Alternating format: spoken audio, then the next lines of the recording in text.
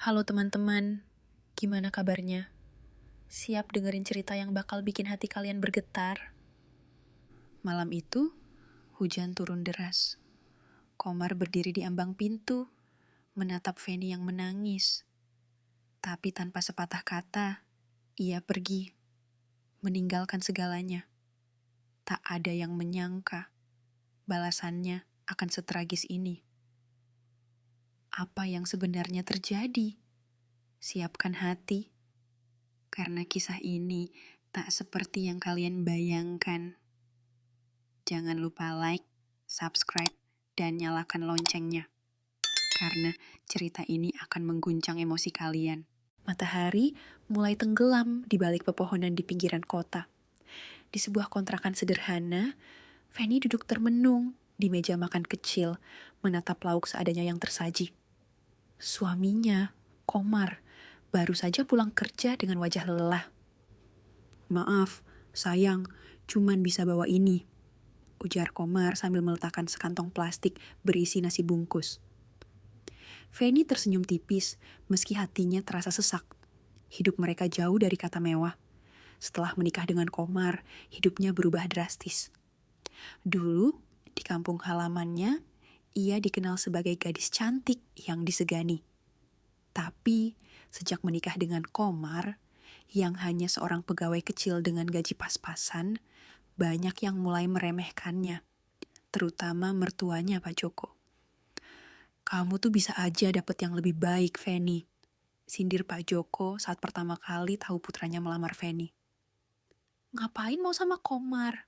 Harta aja gak punya, masa depan gak jelas." Ucapan itu selalu terngiang di kepala Feni. Meski Komar mencintainya dan berusaha keras, hinaan dan cibiran dari orang-orang sekitar terus membayangi mereka. Sementara itu, kondisi keuangan mereka semakin sulit. Komar bekerja serabutan, sementara Feni mencoba mencari pekerjaan di kota. Tapi selalu ditolak karena pengalaman kerjanya minim. Mereka bertahan dengan kesederhanaan, tapi tekanan dari lingkungan membuat Feni semakin ragu dengan keputusannya menikah. Puncaknya, beberapa hari lalu, teman lamanya, Anis, mengajaknya bertemu untuk reuni kecil-kecilan. Anis, yang dulu sahabat dekatnya, kini hidup bergelimang harta setelah menikah dengan pria kaya. "Ayo ketemuan, Fen. Udah lama banget kita gak ngobrol," ajak Anis lewat telepon. Feni ragu. Ia tahu pertemuan itu hanya akan membuka luka lama. Tapi, entah kenapa, bagian dari dirinya ingin datang, ingin menunjukkan bahwa ia masih bisa bahagia meski hidup sederhana. Namun, apakah keputusannya untuk bertemu akan membawa kebahagiaan atau justru luka yang lebih dalam? Feni akhirnya memutuskan untuk menghadiri reuni kecil bersama Anis. Dengan baju terbaik yang dimilikinya. Meskipun sudah beberapa tahun usianya, ia berangkat menggunakan angkutan umum menuju sebuah kafe mewah di pusat kota. Sesampainya di sana, ia merasa canggung. Tempat itu terasa asing baginya, penuh dengan orang-orang berpakaian mahal dan aroma parfum eksklusif yang memenuhi ruangan. Begitu melihat Anis, Feni tersenyum lebar. Namun, senyuman itu sedikit memudar saat menyadari perubahan sahabatnya. Anis tampak sangat berbeda, lebih glamor, lebih percaya diri. Di sampingnya, ada beberapa wanita lain yang juga terlihat serba mewah. "Feni, lama banget gak ketemu," seru Anis sambil menarik tangannya. Feni mencoba tersenyum, menutupi gugupannya. "Iya, Nis. Aku senang banget bisa ketemu kamu lagi." Percakapan awal berjalan lancar, penuh nostalgia tentang masa-masa sekolah mereka dulu. Namun, semakin lama, Feni mulai merasa terasing. Para wanita di meja itu mulai membicarakan liburan ke luar negeri, investasi, bisnis, dan barang-barang branded. Sesekali, mereka melirik Feni dengan tatapan yang sulit diartikan. Sekarang kamu tinggal di mana, Ven? Tanya salah satu wanita dengan nada penasaran. Feni tersenyum tipis. Aku tinggal di kontrakan di pinggiran kota. Sejenak, meja itu hening sebelum akhirnya salah satu dari mereka berdehem dan berkata, "Oh, yang penting nyaman ya." Anis menatap Feni dengan raut sedikit canggung, lalu dengan cepat mengganti topik pembicaraan. Namun, Feni sudah bisa menangkap semuanya. Perasaan direndahkan, dikasihani. Ia mengeratkan genggaman tangannya di bawah meja, menahan gejolak di hatinya. Saat pulang, Feni merasa ada yang mengganjal di hatinya. Ia sadar bahwa hidupnya sekarang jauh dari kemewahan seperti mereka. Tapi, benarkah kebahagiaan hanya bisa diukur dari materi? Ia menatap langit malam dari dalam angkutan umum, mencoba mencari jawaban atas keresahan di hatinya. Namun, kejadian yang lebih menyakitkan ternyata masih menunggunya di depan mata. Malam itu, setelah tiba di kontrakan, Feni duduk termenung di tepi kasur tipisnya. Suasana sepi, hanya terdengar suara jangkrik dari luar. Komar belum pulang, masih lembur mencari tambahan penghasilan. Hatinya masih terasa sesak setelah reuni tadi siang. Ponselnya bergetar. Sebuah pesan masuk dari Anis. Dengan sedikit ragu, Feni membuka chat tersebut. "Ven, aku senang banget bisa ketemu kamu tadi. Maaf kalau teman-temanku banyak tanya-tanya soal hidupmu sekarang. Mereka gak maksud apa-apa kok.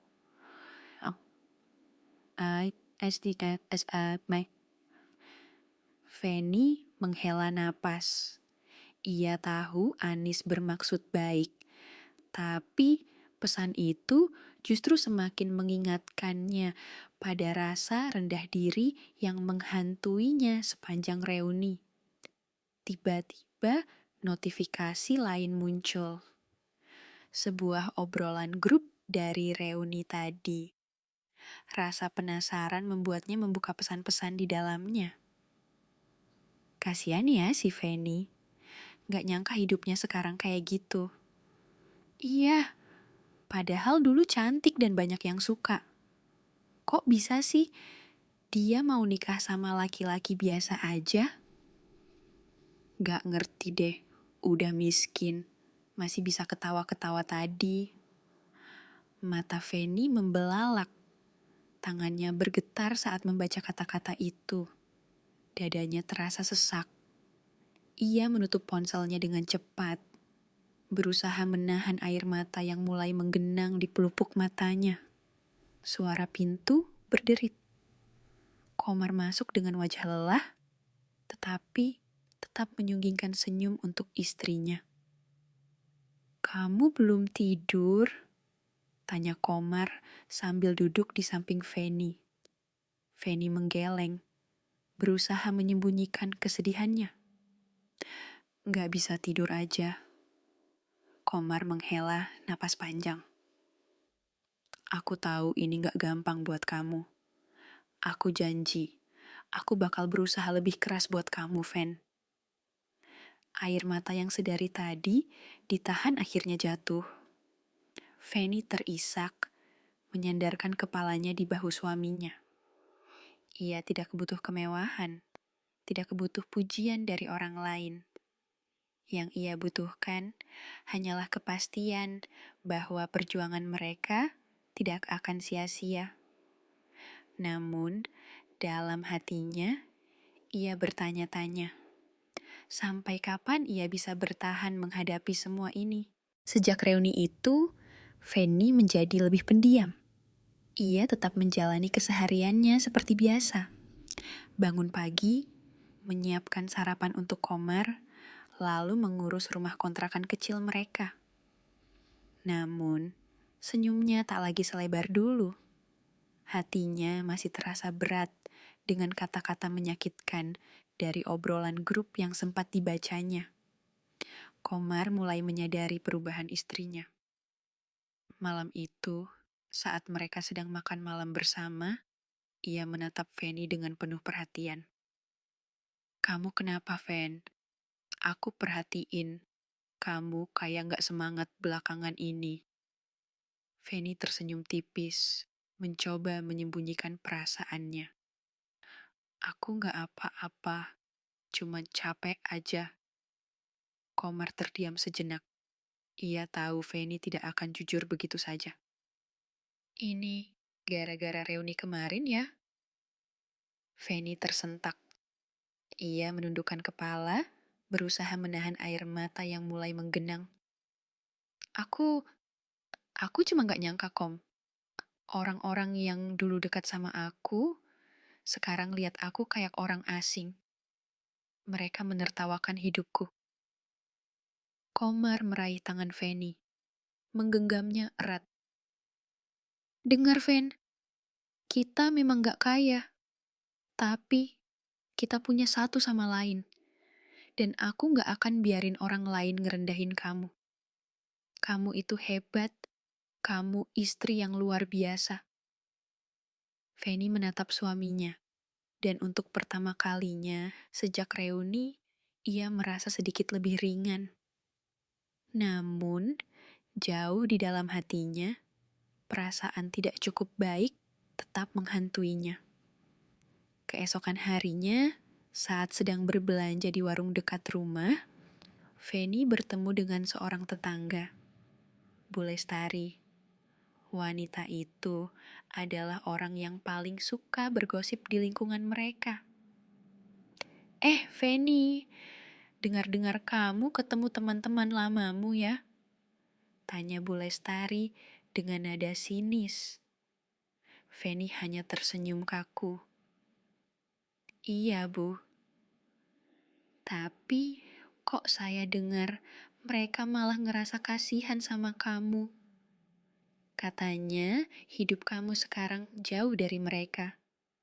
Dulu katanya kamu anak orang berada ya?" Perasaan panas menjalar di dada Feni. Ia hanya bisa tersenyum tipis dan buru-buru pergi dari sana. Langkahnya terasa berat, seolah-olah dunia terus mengingatkan betapa jauh kehidupannya telah berubah. Saat malam tiba, Feni kembali termenung di teras kontrakan mereka.